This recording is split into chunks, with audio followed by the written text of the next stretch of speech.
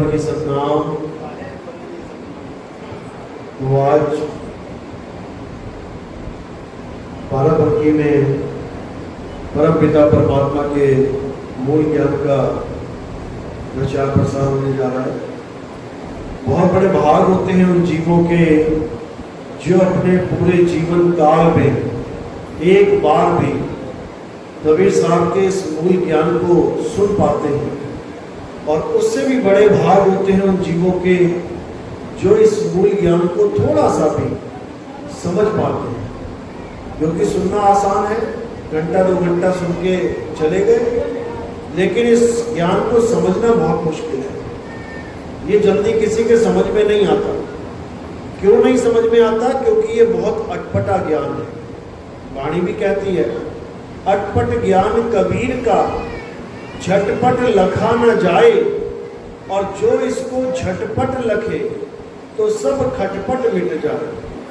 पहली बात तो ये जल्दी सुनाई देने में नहीं आता, जल्दी मिलता नहीं है, और मिल जाए तो समझ में नहीं आता, और अगर समझ में भी आ जाए, अंत में मैं पूछता हूँ ना किस किस को समझ में आया, तो हाथ तो सब खड़े कर देते हैं। समझ में आने के बाद भी ये जीव उसे धारण नहीं कर पाता।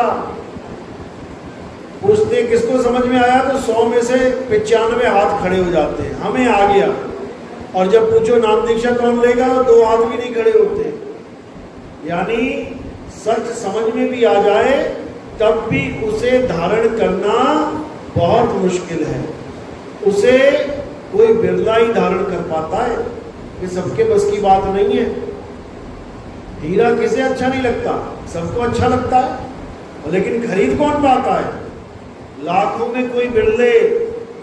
तो कह रहे हैं लाखन में कोई समझ न पई है, कोटि मध्य जानेंगे, कहें कबीर सुनो भाई साधु, हमें बिरले हंस पहचानेंगे। कहते हैं एक तो हमारा ज्ञान अटपटा है, ऊपर से हम अटपटे हैं, जल्दी समझ में नहीं आते। ये आदमी, ये इंसान हमें भी अपनी तरह एक जीव मान के बैठ जाता है कि कबीर साहब की माँ के गर्भ से आए थे, खाया पिया था, बच्चे पैदा किए और चले गए। ऐसा कुछ भी नहीं है।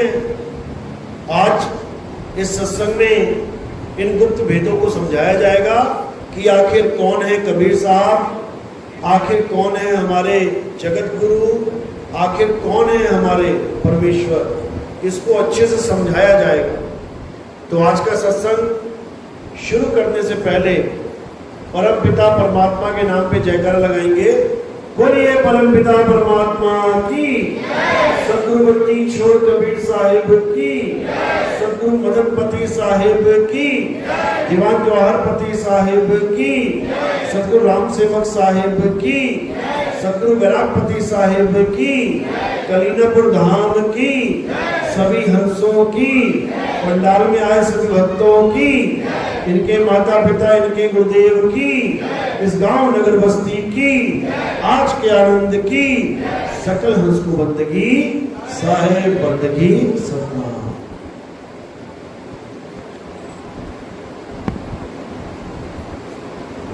तो कबीर साहब जिसे सब एक आम इंसान समझते हैं, कोई कवि था, कविताएं लिख के चला गया, कोई उसे समाज सुधारक समझते हैं।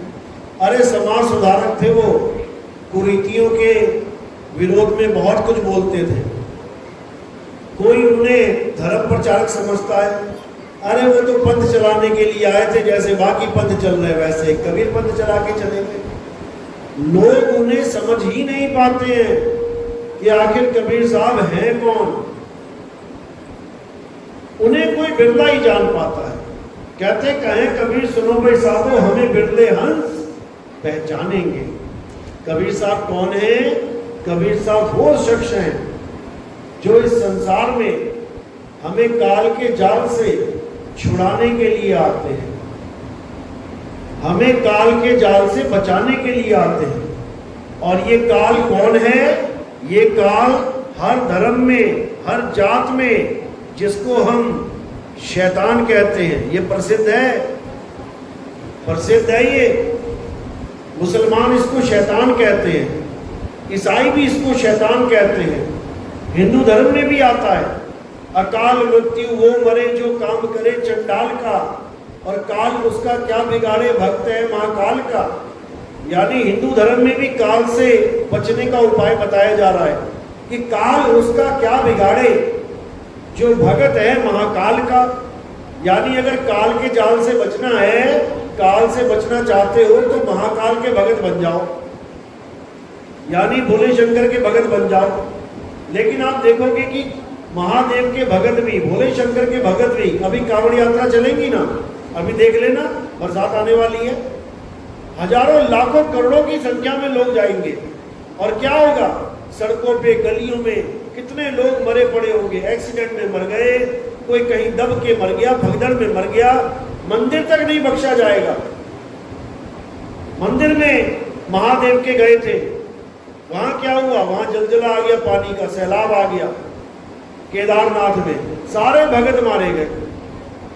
तो ये काल कौन है जो महादेव के भक्तों को भी नहीं छोड़ रहा, विष्णु जी के भक्तों को नहीं छोड़ रहा।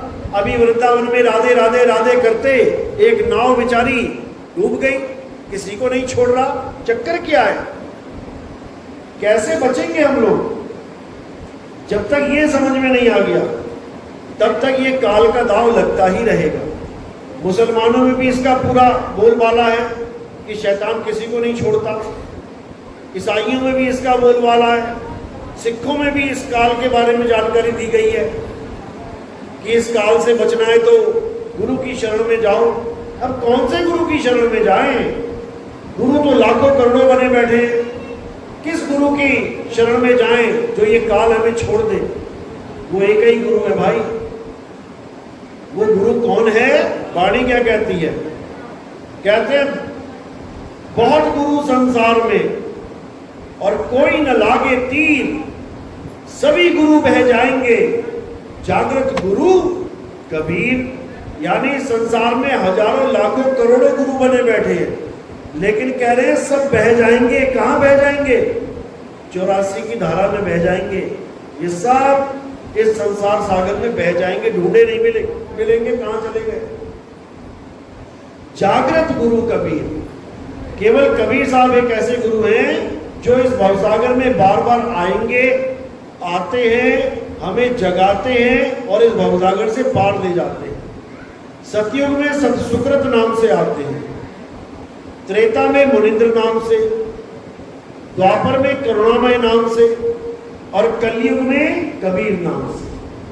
नाम जपवाने नहीं आते कि मेरा नाम जपो, बोलो सतसुकृत सतसुकृत, बोलो मुनिंद्र मुनिंद्र मुनिंद्र, बोलो करुणामय करुणामय, बोलो कबीर कबीर, ऐसा करने नहीं आते वो।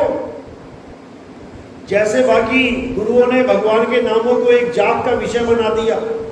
अरे नाम रखा जाता है पहचान के लिए। आप इतने सारे लोग बैठे हो, आपकी पहचान के लिए एक नाम रख दिया गया, ये विजय है, ये सूरज है, ये धीरज है, ये फलाना, ये ठिकाना है, केवल पहचान के लिए कि इतने लोगों में से अगर किसी एक को उठाना हो तो कैसे उठाएंगे? अब मैं कहूं हे आदमी उठ जा, तो आदमी तो सारे ही हैं। हे औरत उठ जा, औरत तो सारी हैं। इसलिए एक नाम दे दिया गया कि भाई ये नाम का आदमी उठ जाए। वो भी 4-5 निकल जाएंगे यहाँ पे एक ही नाम के। उसमें भी आगे जात बना रखी है, धर्म बना रखा है। सूरज मिश्रा नहीं, सूरज सिंह नहीं, सूरज वर्मा नहीं, सूरज शर्मा, वो भी बांट रखा है आगे से आगे। सूरज नाम के 10 लोग हैं, लेकिन वर्मा शर्मा में वो भी चढ़ जाएंगे। अगर 2 वर्मा भी आगे तो पिता का नाम देख लिया जाएगा कि इस पुत्र इसका, उसकी बात चल रही है। तो ये नाम केवल पहचान के लिए है, लेकिन अज्ञानियों ने क्या कर दिया? भगवान का नाम जपो। अरे दशरथ ने राम जी का नाम रखा था पहचान के लिए, नाम जपने के लिए थोड़ी रखा था। कृष्ण जी का नाम रखा था उनकी माता पिता ने पहचान के लिए, जपने के लिए थोड़ी रखा था। जपने वाला काम तो इन लोगों ने करवा दिया अज्ञानियों ने कि भगवान का नाम जपो। भगवान का नाम जपने से कुछ नहीं होगा। भगवान को प्राप्त कैसे करें वो जानो। पानी का नाम रखा है पानी, केवल पहचान देने के लिए कि तुम्हें क्या चाहिए, मुझे पानी चाहिए, तो पहचान में आ गया क्या चाहिए इसे, पानी चाहिए। अरे भाई क्यों रो रहा है, इसको क्या चाहिए, खिलौना चाहिए। मुझे कार चाहिए, समझ में आ गया क्यों रो रहा है। और कार की जगह तुम साइकिल लेके जाओगे खिलौने की, या कार की जगह चम्मच पकड़ाओगे उसे, वो ना चुप होने वाला। उसने नाम बता दिया कि मुझे कार चाहिए, अब कार वाला खिलौना लेके जाओगे तो चुप होगा। अब इसका मतलब ये थोड़ी नहीं उसे कार चाहिए तो वो रो के जपने लग जाए, car car car car car, आ जाएगी कार। ऐसे नहीं होता। लेकिन इन अज्ञानियों ने क्या किया, जो गुरु बन बैठे हैं, इन्होंने तुम्हें भगवान को पाने की जगह भगवान का नाम जपवाने में लगा दिया। इसीलिए कबीर साहब को इस संसार में आना पड़ा, नहीं तो कोई जरूरत नहीं उनके आने की। भगवान का नाम ही जपना है तो कबीर साहब यहां आके क्या करेंगे? कबीर साहब के आने से पहले से ही नाम जपे जा रहे हैं, वो आके क्या करेंगे? वो 2-4 और नाम जपवाएंगे तुम्हें? बिल्कुल नहीं। कबीर साहब तो यहां आते हैं नाम छुड़वाने के लिए, जपवाने के लिए नहीं। क्या कह रहे हैं कबीर साहब? देखो माला फेरते थे लोग, कबीर साहब ने क्या बोला? कह रहे माला तो कर में फिरे और जीभ फिरे मुख माही, ये मनवा दसों दिशी फिरे, ये तो सिमरन नाही। तो क्या किया? माला फेरने को बोला क्या? आज कबीर पंथ में ही माला फेरी जा रही है। बताओ, जो मना करके चला गया कि माला मत फेरो, उसी के पंथ में माला फेरवाई जा रही है। अब इससे ज्यादा बेवकूफी क्या हो सकती है? कहते माला फेरत जुग भया। ये 2-4 माला की बात नहीं कर रहे हैं कि तुमने माला फेर के बहुत बड़ा काम कर दिया। कह रहे जुग भया, एक जुग तक माला फेरते रहो। चाहे माला फेरत जुग भया और मिटाना मन का फेर। अरे कर का मन का फेंक के मन का फेर। तो माला फिरवाने थोड़ी नहीं आए हैं, माला छुड़वाने आए हैं। भगवान के नाम रटवाने नहीं आए, भगवान के नाम छुड़वाने आए हैं। क्या कह रहे हैं? कहते माला फेरू ना हरि भजू और मुख से कहूं ना राम। अरे मेरा हरि मुझे भजे और मैं पाऊं विश्राम। कहते मेरा हरि मुझे भजे, ऐसी विधि बता, ऐसी विधि बता जो मेरा परमात्मा मेरा ध्यान करे, मेरी रक्षा करे, मेरे बारे में सोचे। ऐसा परमात्मा नहीं चाहिए जिसको खिला भी तुम रहे हो, पिला भी तुम रहे हो, टहला भी तुम रहे हो, सुला भी तुम रहे हो। बताओ, वहां तो तुम चिंता कर रहे हो परमात्मा की, तुम उसकी देख रेख कर रहे हो। अरे हमें ऐसा परमात्मा चाहिए जो हमारी देख रेख करे। मेरा हरि मुझे भजे। जैसे गाय को पकड़ना है तो क्या करना है? गाय के बछड़े को पकड़ के ले जाओ साइकिल पे बैठा के छोटे से, और पीछे पीछे पीछे पीछे गाय अपने आप आ जाएगी। तो गाय क्या कर रही है? अपने बच्चे को भज रही है। इसी प्रकार कबीर साहब समझा रहे हैं, अरे भला हुआ मेरी माला टूटी, मैं राम भजन से छूटी और मेरे सिर से टली भला। जिस राम राम राम को तुम कह रहे हो कि तुम्हारी मुक्ति हो जाएगी इससे, वो कह रहे हैं ये राम का नाम भला बन गया था मेरे लिए। कारण क्या है? क्योंकि वो राम का नाम राम तक पहुंचा नहीं रहा था और मैं उसमें लग गया, तो इसका मतलब अब राम से कभी मिल नहीं पाऊंगा। जैसे पानी का नाम जपने से तुम पानी तक पहुंच नहीं सकते, बैठे रहो जपते रहो, पानी का नाम पानी तक पहुंचा नहीं सकता। तो इसी प्रकार पानी का नाम क्या बन गया मेरे लिए? भला बन गया। अगर मैंने पानी का नाम जपने में विश्वास रख लिया कि पानी पानी जप के मुझे पानी मिल जाएगा, तो भला है मेरे लिए। तो क्या करना है? भला हुआ मेरी माला टूटी, मैं राम भजन से छूटी, यानी मैं इन नाम जाप से छूट गई। अब छूट तो गई, तो किया क्या? तो कहते हैं सोई गुरु पूरा कहावे, जो 2 अक्षर का भेद बतावे, एक छुड़ावे। ये राम राम, अल्लाह अल्लाह, वाहिगुरु वाहिगुरु, गॉड गॉड, राधे राधे, हरे कृष्णा हरे रामा, कबीर कबीर, सतनाम सतनाम, ये सारे नाम जितने भी दुनिया भर के ये लेके बैठा है इंसान। एक छुड़ावे एक लखावे, तब प्राणी निज घर को जावे। कहते हैं ये नाम छुड़वा के तत्व ज्ञान करवा दे, वस्तु का ज्ञान करवा दे, केवल वही सच्चा गुरु है। अन्यथा तुम्हें मंत्रों के जाप में फंसा के ये खुद तो चले जाएंगे 84 में और तुम्हारा रास्ता भी खोल देंगे 84। इसलिए साहिब ने कहा कि परमात्मा कहीं दूर नहीं, परमात्मा तुम्हारे पास है। उसको जपने की नहीं, उसको ढूंढने की कोशिश करो, ढूंढो उसे। अरे मोह को कहां ढूंढे रे बंदे, मैं तो तेरे पास में, मैं बिल्कुल पास में हूं। लेकिन गलती तू क्या कर रहा है, तू ढूंढने की जगह जपने में लग गया। इसीलिए अब मैं नहीं मिलूंगा, नहीं मिलूंगा। तो कह रहे ना मंदिर में नहीं मिलूंगा, ना मंदिर में, ना मस्जिद में भी नहीं मिलूंगा, ना काबे कैलाश में, काबा कैलाश में भी नहीं मिलूंगा, ना मैं जप में, ना मैं तप में, इन जप और तप से नहीं मिलूंगा, नहीं मिलूंगा इस जप और तप से। तो क्या करना है, जप और तप को त्याग देना है। कोई नाम जाप नहीं करना, कोई तपस्या नहीं करना, कोई आंखें बंद करके मेडिटेशन नहीं करना, कोई अष्टांग योग सिद्ध नहीं हो जाना, नहीं तो दिक्कत में आ जाओगे अंत समय में।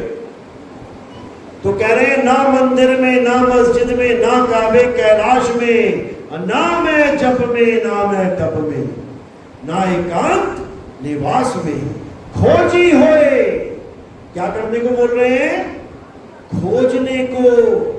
खोजी होए तुरंत मिल जाऊं एक पल की तलाश में। और कहे कबीर सुनो भाई साधु, मैं तो हूं विश्वास में। एक पल में पता लग जाएगा तुम्हें परमात्मा कहां पे है, 2 पल भी नहीं लगेंगे, एक पल में ज्ञान हो जाएगा परमात्मा कहां पे है। उसके बाद क्या करना है, उसके बाद गुरु से विधि पूछनी है कि गुरुजी पता तो चल गया कि परमात्मा कहां है, और एक पल में पता लग गया। अब उसको प्राप्त कैसे करें, अब गुरु विधि बताएगा। और उस विधि का नाम क्या है, उस विधि का नाम है विहंगम चाल। ये जप तप पूजा पाठ हवन यज्ञ नहीं, ये नहीं है वो विधि। वो विधि क्या है, विहंगम चाल है, जिसके लिए कबीर साहब ने, जिसके लिए गरीबदास जी ने कलम तोड़ वाणियां लिख रखी हैं।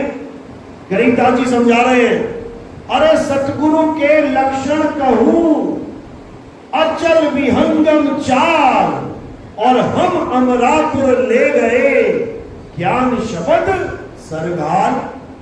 कहते सतगुरु वो होता है जो विहंगम चाल बता दे। इसी विहंगम चाल को जहाज की चाल बोला गया। जहाज एक जगह से उड़ा और दूसरी जगह पे पहुंच गया, बीच में कहीं रुकने की जरूरत नहीं है, बीच में कोई रुकावट नहीं है। इसी को विहंगम चाल कहते हैं। तो यही नानक साहब ने समझाया, नानक नाम जहाज है और चढ़े सो उतरे पार। नानक नाम मंत्र नहीं है कि जपे सो उतरे पार। वो कह रहे हैं नानक नाम जहाज है और चढ़े सो उतरे पार। जहाज पे चढ़ के हमें कौन सी चाल मिलती है, विहंगम चाल मिल जाती है। यहां से चले और सीधे अपने धाम पहुंच गए। यही कबीर साहब समझा रहे हैं। कह रहे शब्द विहंगम चाल हमारी, कहे कबीर सतगुरदई तारी। खुले कपाट शब्द झनकारी और पिंड अंड के पार। सो देश हमारा है कर नैनो दीदार महल में प्यारा है। बताओ, कोई कमी नहीं छोड़ रहे बताने में, कोई कमी नहीं छोड़ रहे समझाने में। लेकिन ये जीव जप तप पूजा पाठ हवन यज्ञ नित्यनेम परिक्रमा इनसे पार ही नहीं पा रहा, इसको त्याग ही नहीं पा रहा है। ये बिल्कुल वैसा समझो जैसे छोटे बच्चे को तुमने किताब पढ़ाई, का से कबूतर, खा से खरगोश, गा से गमला। इतना प्यार कर बैठा उस किताब से, कहता है मैंने आगे पढ़ना ही नहीं है, मैंने यहीं तक रहना है। का से कबूतर, खा से खरगोश, गा से गमला, मैं यहीं तक पढ़ना चाहता हूं।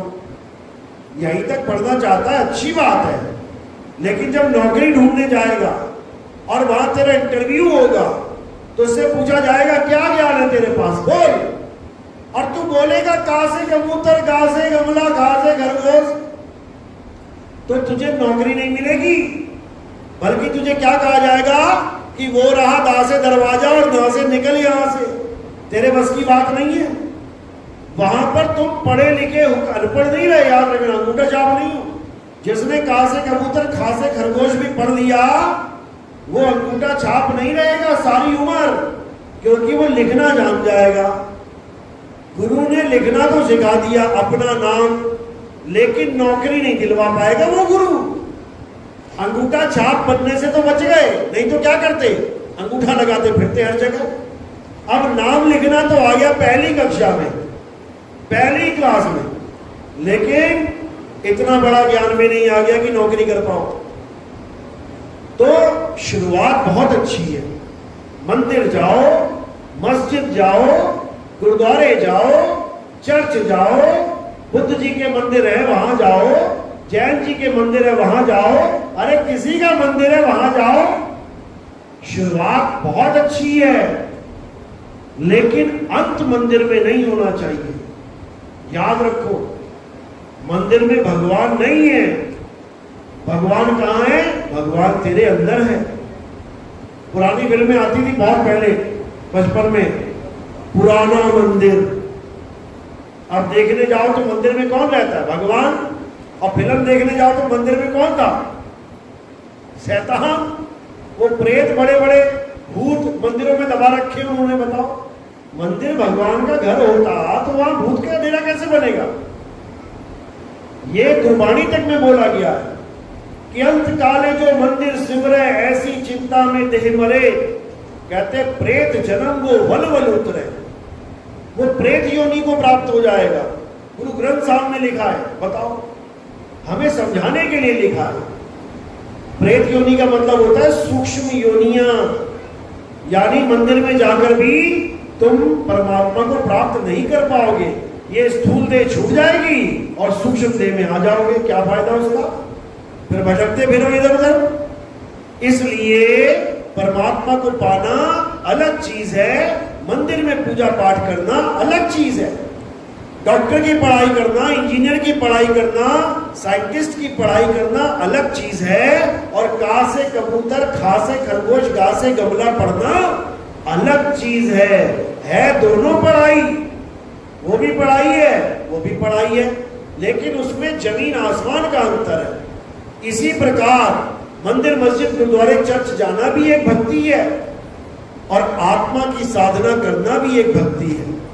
दोनों भक्ति है, लेकिन दोनों में जमीन आसमान का अंतर है। जमीन आसमान का। मंदिर, मस्जिद, गुरुद्वारा, चर्च, ये भक्ति किसके अंतर्गत आती है? पवित्र ज्ञान के। ये पवित्र ज्ञान है। और आत्मा की साधना, आत्म साधना, वो मूल ज्ञान है। इसीलिए कबीर साहब ने धर्मदास जी को समझाया था 600 साल पहले। क्या कहते हैं? धर्मदास मेरी लाख दुहाई, मूल ज्ञान बाहर ना जाई। पवित्र ज्ञान तुम जग में भाखो, मूल ज्ञान गुप्त कर राखो। मूल ज्ञान बाहर जो परही, पिछली पीढ़ी हंस न तरही। मूल ज्ञान तब लग छुपाई, जब लग द्वादश पंथ न मिट जाए। कहते हैं हे धर्मदास, तुम पवित्र ज्ञान तो खूब भागो। पवित्र ज्ञान में क्या आता है? अनुराग सागर की कथा आती है। उसमें एक सत्पुरुष है, वो क्या करता है? वो 16 पुत्र पैदा कर देता है, फिर अक्षर पुरुष और काल भगवान को पैदा कर देता है, फिर अष्टांगी को पैदा कर देता है। काल भगवान और अष्टांगी कहते हैं वहां से छोड़ के, सतलोक से छोड़ के अपनी एक अलग दुनिया बनाने आ जाते हैं। ये काल और अष्टांगी कौन है? अष्टांगी को तो आप जानते ही हो, दुर्गा माता बोलते हैं। अब ये काल कौन है? ये अलख निरंजन है। नाम सबने सुना होगा। किस किसने सुना है जिंदगी में अपने अलख निरंजन? किस किसने सुना है नाम? हाथ खड़ा करो ईमानदारी से। अलख निरंजन। जिसने हाथ नहीं खड़ा किया ना उसने भी सुना है, क्योंकि ईमानदारी रही नहीं है। आज क्या करें? तो सबने ये नाम सुना है, लेकिन ये अलख निरंजन है कौन? ये कोई नहीं जानता। किसी भी दुकान पे चले जाओ, धार्मिक पुस्तकों की दुकान पे चले जाओ, जहां पर तुम्हें हर ग्रंथ मिल जाएगा। वेद मिल जाएंगे, पुराण मिल जाएंगे, कुरान मिल जाएगी, बाइबल मिल जाएगी, हर चीज मिल जाएगी। बस तुम वहां एक बार कह के देख लेना कि मुझे अलख निरंजन की फोटो चाहिए। पूछना जाके, और अगर फोटो मिल गई तो मुझे दिखा देने लागे कि ये अलख निरंजन है।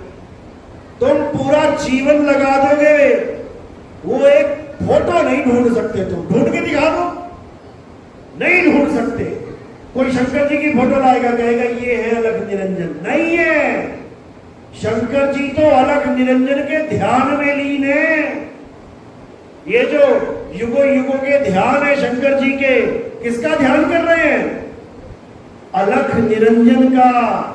कोई ब्रह्मा जी की, विष्णु जी की फोटो ले आएगा, कहेगा ये अलख निरंजन। अरे वो ध्यान कर रहे हैं अलख निरंजन का।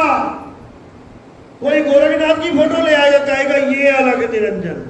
अरे वो उसका नाम जप रहा है, गांव गांव जाके कहता है अलख निरंजन। उसका नाम नहीं है, उसके भगवान का नाम है, जिसको वो पूज रहा है।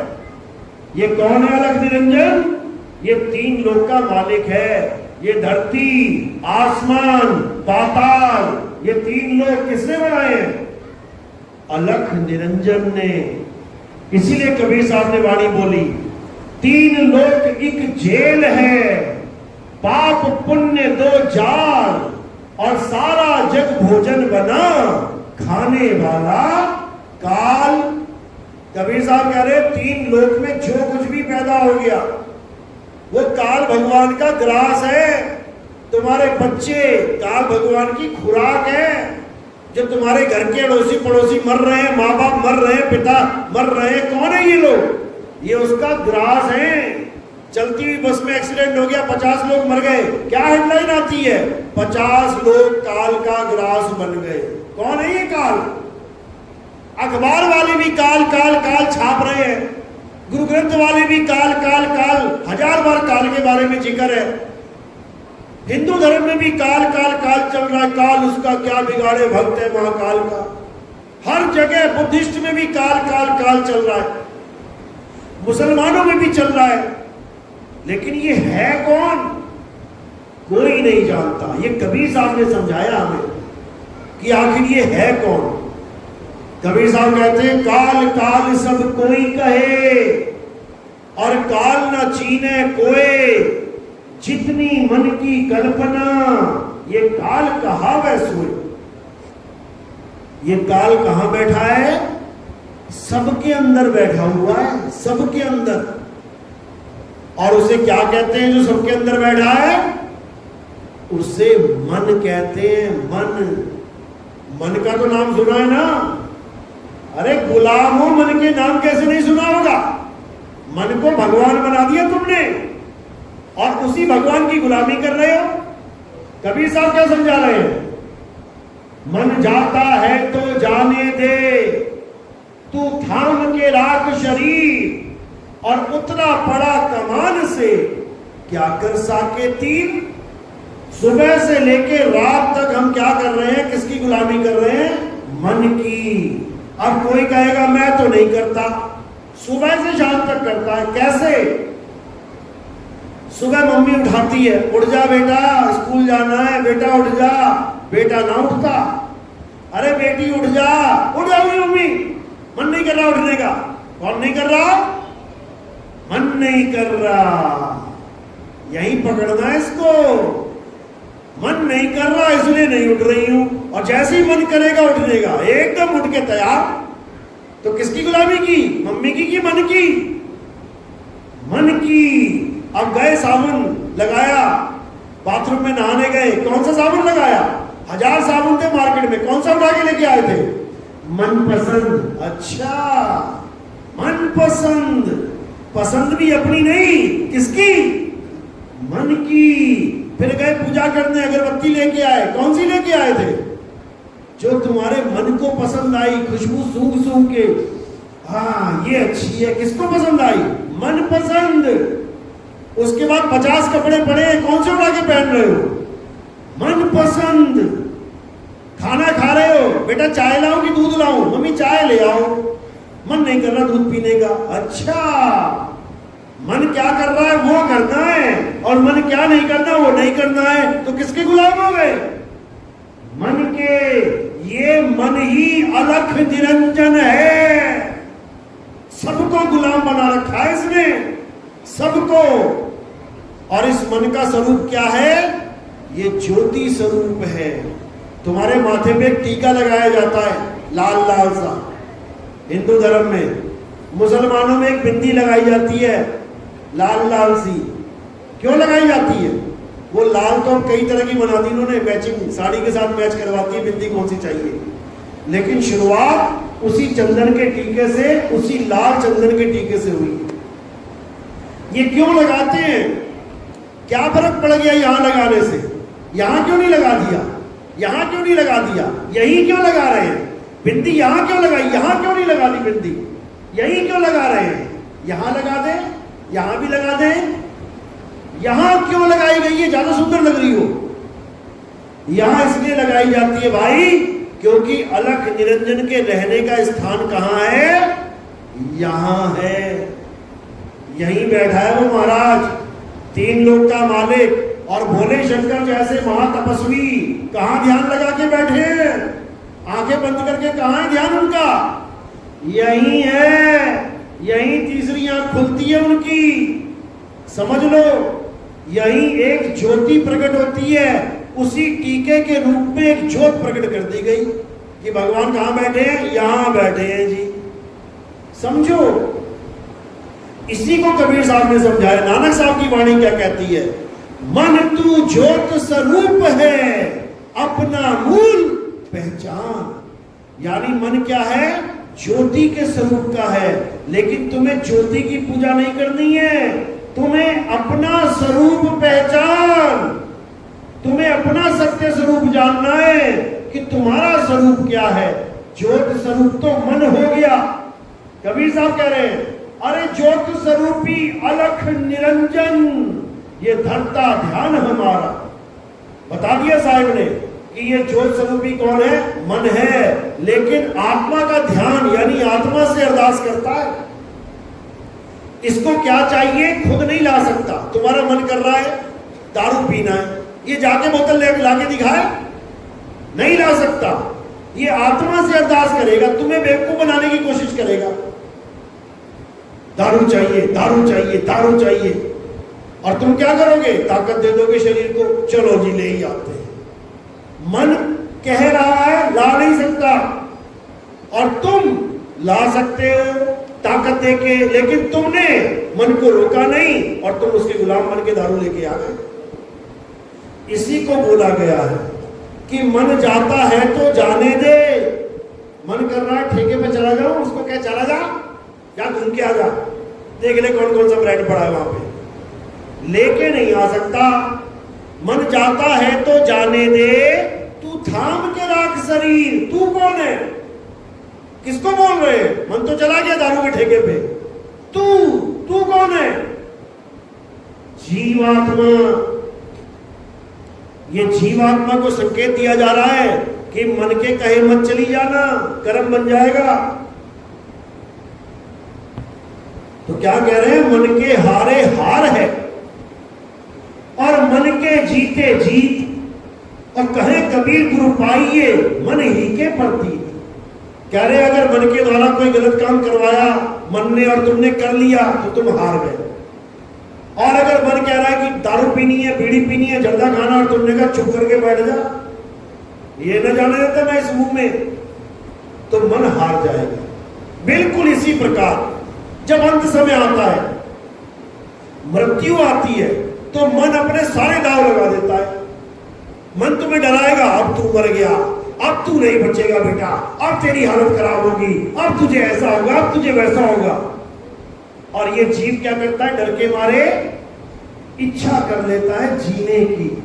नहीं, मैं मरना नहीं चाहता, डॉक्टर साहब मुझे बचा लो, पापा मुझे बचा लो, मम्मी मुझे बचा लो, मैं मरना नहीं चाहता। अरे मूर्ख, तू मर के भी नहीं मर सकता, तू अमर है, ये जीव अमर है। गाते रहे सारी उम्र, ईश्वर अंश जीव अविनाशी। अविनाशी क्या होता है?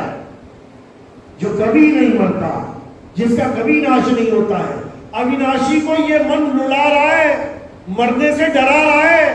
अविनाशी कभी मर ही नहीं सकता, और जो कभी मर नहीं सकता वो मरने से डरता है। यही मन का दाव है।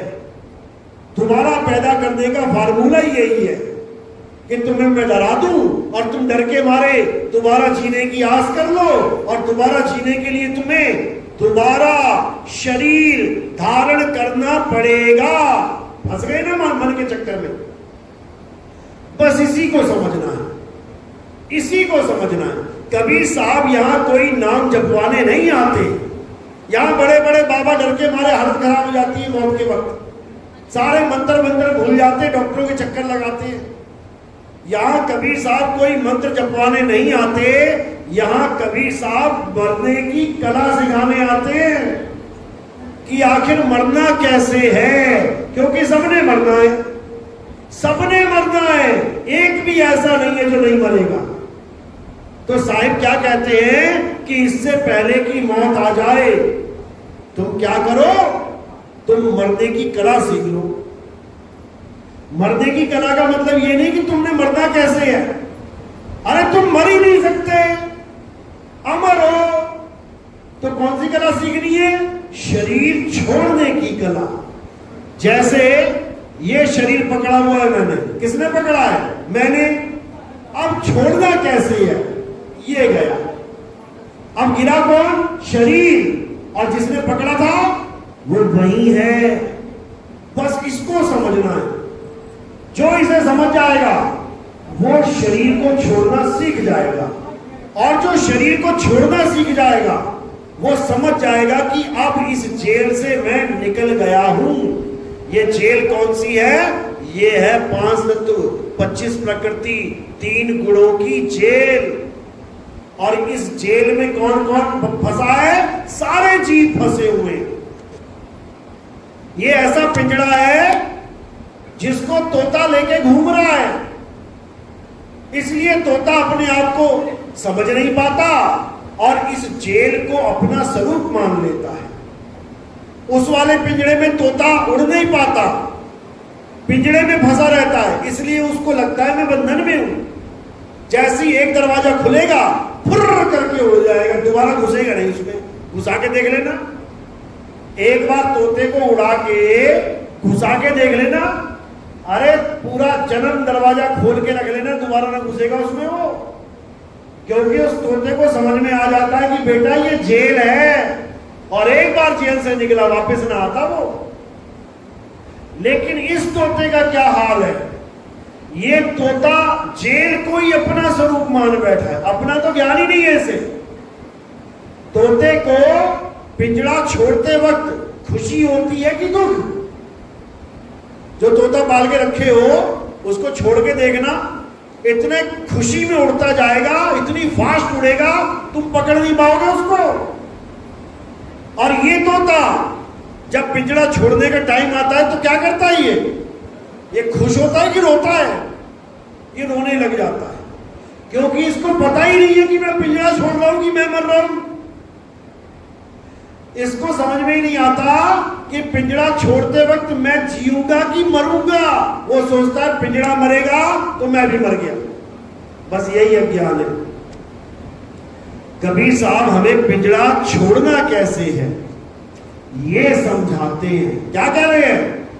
अरे मरता मरता जग मुआ, मरना जाने ना कोई, और ऐसी मरनी जो मरे और बहुर न मरना होए। जैसी मरनी मैं तुम्हें सिखा रहा हूं कैसे मरना है, अगर ऐसे मर गए यानी ऐसे शरीर को छोड़ दिया, उसके बाद तुम्हें शरीर कभी धारण करना ही नहीं पड़ेगा, तुम्हारी मुक्ति हो जाएगी। और रहोगे कहां? अपने असली धाम में, अचल धाम में। तो कबीर साहब यही समझा रहे हैं, जिस मरने से जग डरे मेरे मन आनंद। कितना आनंद आएगा? जितना उस तोते को आ रहा है। पिंजड़ा छोड़ते वक्त जितना उस तोते को आनंद आ रहा है, इससे भी ज्यादा आनंद आएगा तुम्हें, अगर मेरे कहे के अनुसार ऐसे शरीर छोड़ दिया तो कह रहे जिस मरने से जग डरे मेरे मन आनंद, और मरने पर ही पाइए पूर्ण परमानंद। पूर्ण परमानंद यानी तुम्हें वो निज धाम मिल जाएगा जहां पर सत्य चित्त आनंद भगवान बैठा हुआ है। ये कोई भगवान नहीं है, ये तुम्हारी अवस्था का नाम है। अभी कौन सी अवस्था में हो? जीव अवस्था में। उसके बाद पहुंच के कहां पहुंच जाओगे? सत्य चित्त आनंद अवस्था में। सत्य चित्त आनंद क्या होता है? सत्य यानी आत्मदेव, चित्त यानी जो तुम्हारा चित्त संसार में फंसा हुआ था, अब कहां जा गया? आत्मदेव के चरणों में पहुंच गया। तो क्या बन गया? सत्य चित्त। अब वहां पहुंच के क्या मिलेगा? आनंद ही आनंद। तो क्या नाम बन गया? सत्य चित्त आनंद। बोलिए सच्चिदानंद भगवान की। भगवान नहीं है ये, अभी समझाया, भगवान नहीं है, ये तुम्हारा स्वरूप ज्ञान है। अगर इसकी जय करनी है तो पहले खुद की जय करो। गाते ना, दूसरों की जय से पहले खुद की जय करे। कैसे करेंगे खुद की जय? अपने नाम की जय करे लगाने है क्या? अपने स्वरूप को पाना है। जब अपने स्वरूप को पालोगे तो तुम ही सच्चिदानंद हो जाओगे। बोलिए सच्चिदानंद भगवान की। हाँ, थोड़ी आवाज कम है लेकिन है बीच बीच में। तो अपने स्वरूप को जानना है। मन तू ज्योत स्वरूप है, अपना मूल यानी अपना स्वरूप पहचान। और कैसे पहचानेंगे अपना स्वरूप? जब हमारे जीवन में भेदी गुरु आ जाएगा। भेदी गुरु क्या करता है? हमें हमारा ही भेद बता देता है। किसी भगवान की पूजा नहीं करवाता वो। भगवान की पूजा तो हम करते ही आ रहे हैं, हमें गुरु की क्या जरूरत? लेकिन राम जी और कृष्ण जी ने भी गुरु धारण किया, तो हम क्यों ना करें? लेकिन अगर गुरु मंत्र देगा तो हम क्यों करें? मंत्र तो हमें भी पता है। कहो गुरु जी से ज्यादा मंत्र जप लो तुम एक दिन में। गुरु जी 2 माला करते, तुम 8 माला कर लो, फिर कल को तुम कहोगे गुरु गुड़ रह गया, चेला शक्कर हो गया। ऐसा नहीं है। गुरु कौन है? शब्द गुरु है। चेला कौन है? सुरत धुन चेला है। शब्द गुरु सुरत धुन चेला, मिले परस्पर भया अकेला। अरे ना कोई गुरु ना कोई चेला, तो उड़ जा हंस अकेला। यानी ऐसा गुरु ज्ञान दे देता है हमें कि हमें अकेला ही कर देगा वो। जब तुम ही सच्चिदानंद हो गए तो तुम किसी और का जयकारा लगाओगे क्या? नहीं। तो गुरु क्या करता है? गुरु चेले को अपने जैसा बना लेता है।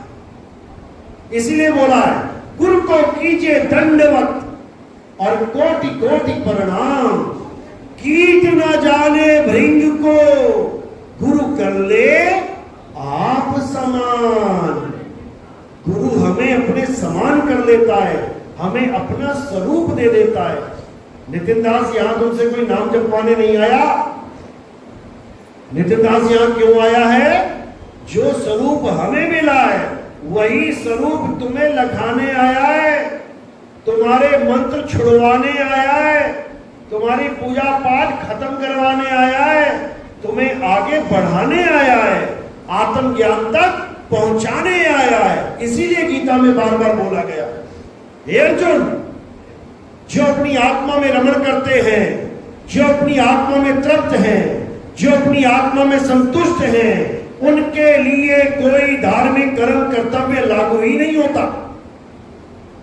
धार्मिक कर्म कर्तव्य क्या होते हैं पता है? पूजा पाठ हवन यज्ञ, ये जितनी भी परिक्रमाएं चल रही हैं, ये जितने भी यज्ञ हो रहे हैं, जितने भी मंदिर मस्जिद गुरुद्वारे बन रहे हैं, माथे टेक रहे हैं, पूजा पाठ चल रही है, यात्राएं चल रही हैं, ये सब क्या है? ये धार्मिक कर्म कर्तव्य हैं। किनके लिए हैं? जो आत्मज्ञान को प्राप्त नहीं कर पाते उनके लिए। और जो आत्मज्ञानी गुरु की शरण में बैठ गए उनके लिए नहीं है। अध्याय 3, 11, 12, 13, 14, 15, 16, 6 श्लोक पढ़ो, क्या लिखा है उसमें? यही धार्मिक कर्म कर्तव्य बताए गए हैं कि पूजा करो, पाठ करो, हवन करो, यज्ञ करो, देवताओं को प्रसन्न करो, बचा हुआ अन्न प्रसाद के रूप में ग्रहण करो। जो ऐसा नहीं करते वो पापी जीव हैं।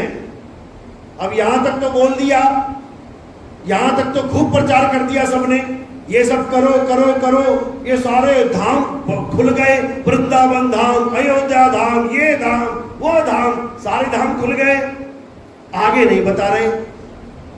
अध्याय 3 का 11, 12, 13, 14, 15, 16 तो समझा रहे हैं, लेकिन 17 में आके सबका ज्ञान शून्य हो जाता है। 17 में क्या बोला गया? किंतु, यानी सारे धार्मिक कर्म कर्तव्य बता भी दिए और साथ में किंतु भी लगा दिया। किंतु मतलब क्या होता है? लेकिन।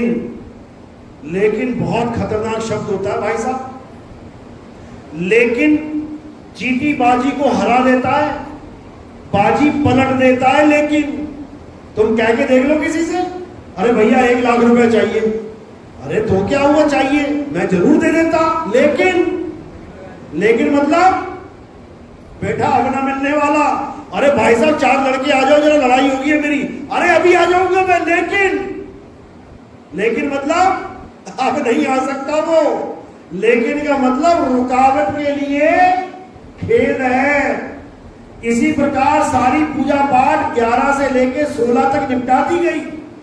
लेकिन किंतु जो अपनी आत्मा में रमण करते हैं, जो अपनी आत्मा में तृप्त हैं, जो अपनी आत्मा में संतुष्ट हैं, उनके लिए कोई धार्मिक कर्म कर्तव्य लागू ही नहीं होता।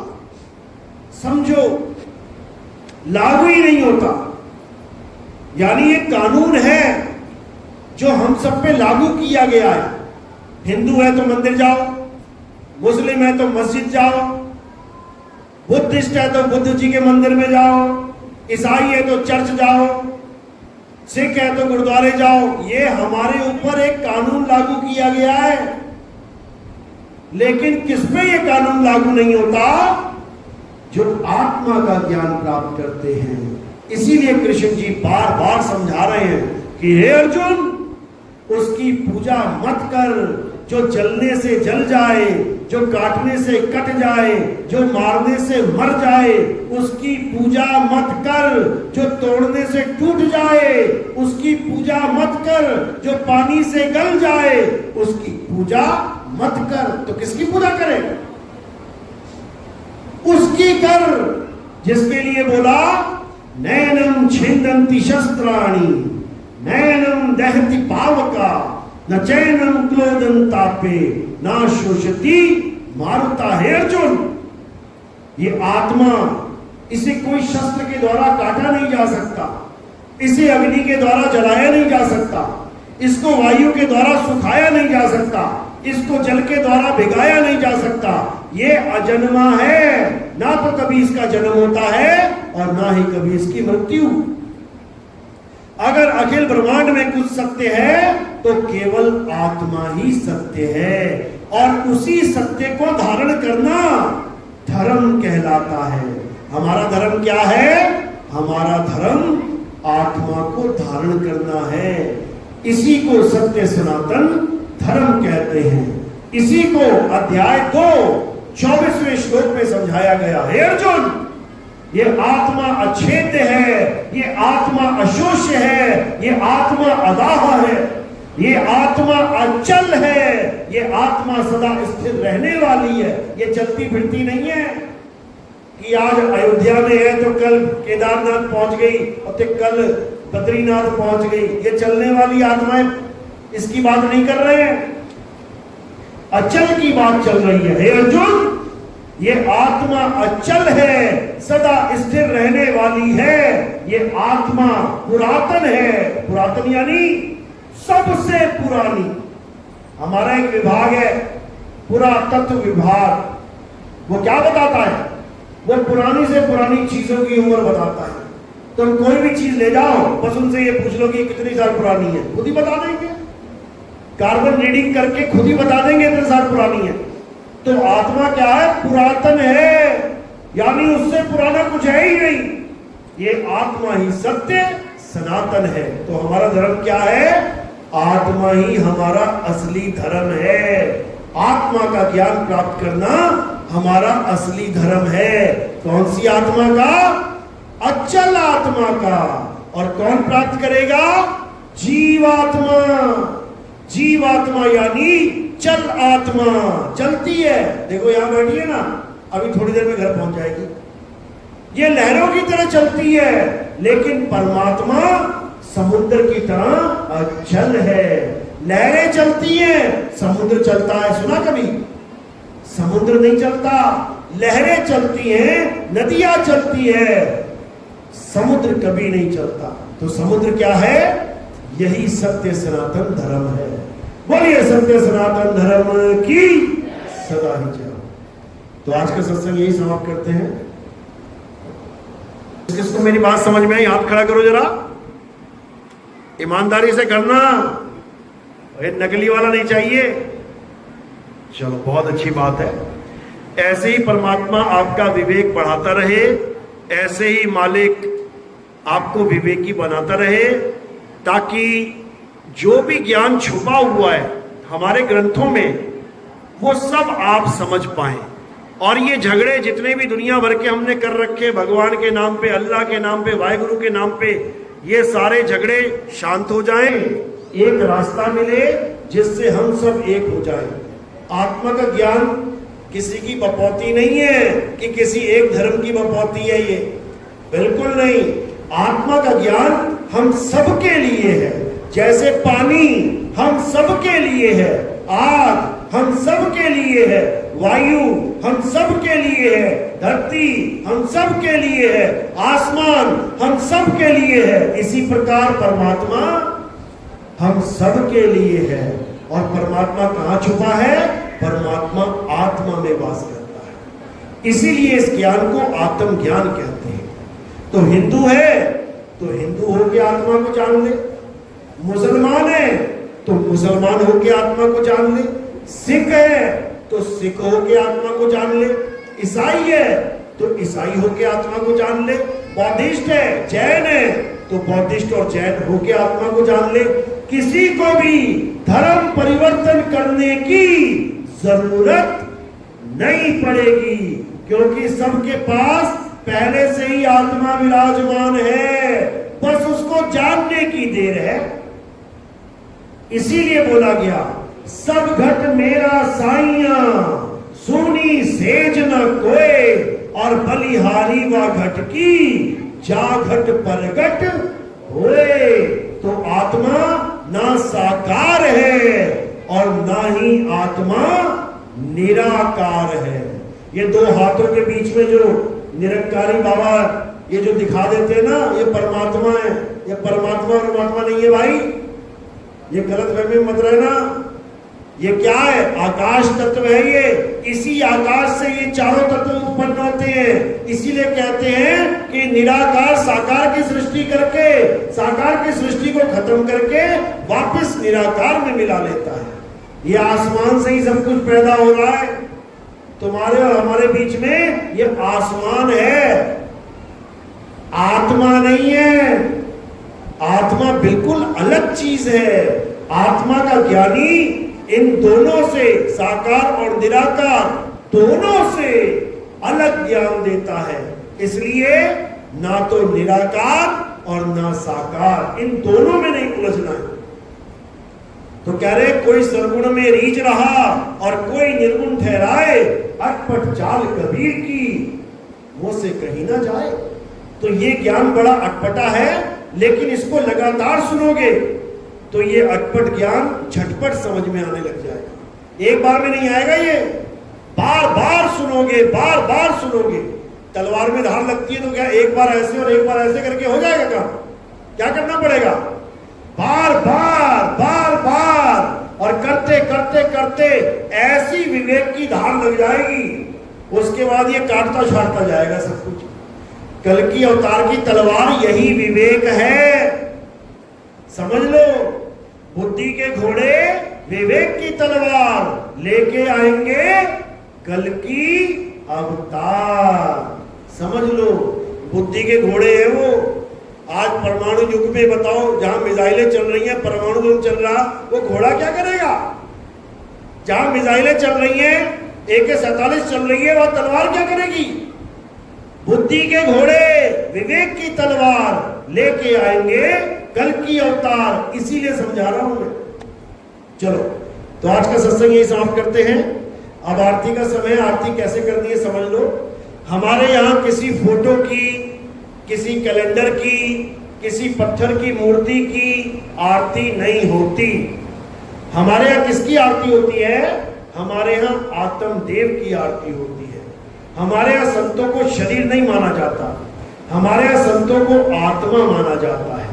इसीलिए बोला, संत हमारी आत्मा, हम संतन के जीव, और संतन हम में रम रहे, जीव माखन में घी। मक्खन में घी पड़ा दिखाई नहीं देता, इसी प्रकार इस काया के पास जो आत्मा है वो दिखाई नहीं देती, लेकिन तुम्हें बता देते हैं कि आरती कैसे होती है उसी आत्मा की। थोड़े से फूल उठाने हैं और मेरे सिर के ऊपर रख देने हैं। सिर के ऊपर क्यों रखते हैं? क्योंकि पैर के अंगूठे से लेके सिर की चोटी तक ये क्या दिखाई दे रहा है? नाशवान शरीर। कट जाएगा, जल जाएगा, गल जाएगा, सड़ जाएगा। हमने आरती किसकी करनी है? अविनाशी आत्मा की। तो हमने क्या किया? हमने इस काया को बाईपास कर दिया और ये फूल काया से परे आत्मदेव को समर्पित कर दिया। तो ये फूल आत्मदेव को समर्पित हो जाते हैं। ऐसी आरती करनी है। और कोई सेवा में, प्रचार में कोई योगदान करना चाहेगा तो क्या करना है? चरणों में ही सेवा रखनी है। जो भी आपकी इच्छा होती है आप सेवा रख सकते हैं। उस सेवा से हम क्या करते हैं? हमारा प्रोग्राम टीवी चैनल में आता है। आप सुबह सुबह साधना टीवी और ईश्वर टीवी अगर आपके घर में आता है, टीवी में आता है, तो आप 6:30-7 बजे खोल के बैठ जाएंगे तो आपको कई बाबा लोग दिखाई देने लग जाएंगे। एक बाबा आया, दूसरा बाबा आया, तीसरा बाबा आया, और क्या बताएंगे?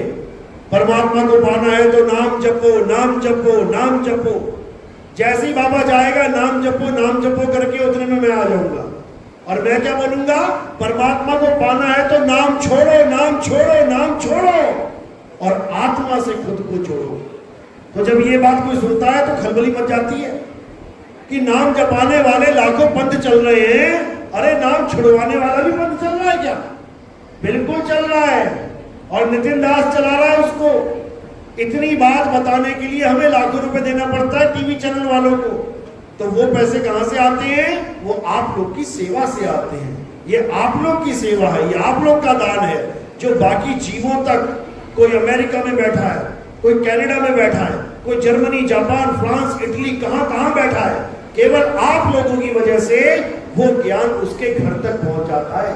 ये जो टीवी चैनल है 195 देशों में चलते हैं। ये मैं 16 साल से प्रचार कर रहा हूं, 2010 से। हमने आज तक कभी कोई आश्रम नहीं बनाया अपने लिए, एक कमरा तक नहीं बनाया रहने के लिए कि मैं वहां जाके रहूंगा। लगातार हमारे प्रोग्राम चलते, दिन रात हमारे प्रोग्राम चलते। एक एक दिन में 3-3, 4-4, 5-5 जिले भी कवर किए हैं हमने। लगातार चल रहे हैं, समझो क्यों? ताकि मालिक के जीवों तक ये संदेशा पहुंच जाए, क्योंकि अभी बहुत खतरनाक समय आने वाला है। ऐसी लाशें गिरने वाली हैं, ऐसी लाशें गिरने वाली हैं कि लाश को उठाते उठाते बंदा खुद ही लाश होकर गिर जाएगा। उससे पहले ये पूरे संसार में इस ज्ञान को फैला दिया जाए, ताकि सबको पता लग जाए कि जब मेरी मौत आएगी तो मैंने करना क्या है। और जब पता चल जाए कि करना क्या है, फिर मौत का डर खत्म। इसलिए साहिब ने कहा, कहे कबीर निर्भय हो हंसा, निर्भय हो जा और उड़ना कैसे है ये जान ले तो सीधे अपने मालिक के घर तक पहुंच जाएगा। इसमें कोई धर्मों का झगड़ा ही नहीं है। मौत सबको आनी है, मौत की दवाई सब ले लो, बात खत्म। तो जो भी प्रचार में सेवा करना चाहेगा वो पैरों में रखेगा और फूल सिर पे। बोलिए परमपिता परमात्मा की सदा ही जय हो। साहिब बंदगी से जय।